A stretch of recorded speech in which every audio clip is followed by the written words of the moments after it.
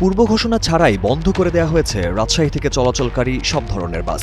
রাজশাহীর মোটর শ্রমিক ইউনিয়নের সদ্য ঘোষিত কমিটি বাতিল ও নির্বাচনের দাবিতে কর্মবিরতিতে যান পরিবহন শ্রমিকরা। এতেই শুরু হয় ভোগান্তি।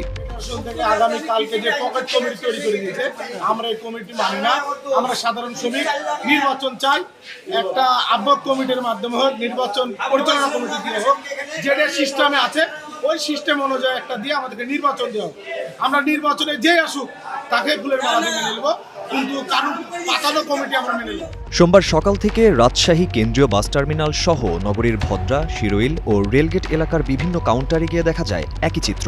কাউন্টারগুলো বন্ধ, রাস্তায় নেই কোনো দূরপাল্লা বা আন্তজেলার বাস। ঘন্টার পর ঘন্টা বাসের জন্য অপেক্ষা করছেন যাত্রীরা। জরুরি কাজে ঢাকা সহ দেশের বিভিন্ন জেলায় যাওয়ার জন্য যারা এসেছেন তারা পড়েছেন চরম বিপাকে। প্রোগ্রাম দিতে পড়েছি, গাড়ি নাই, অসুবিধা। এটা তো মানুষের জন্য খুবই দুর্বিষহ একটা বিষয়।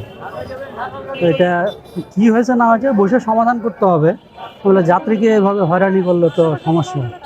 অনেকেই যাত্রাপথে বিকল্প খুঁজলেও বেশিরভাগকেই পোহাতে হচ্ছে চরম ভোগান্তি। আগে থেকে ঘোষণা না দিয়ে বাস বন্ধের ঘটনায় যাত্রীদের মধ্যে দেখা গেছে ভোগান্তি আর বিরক্তির ছাপ। Desk report, green TV.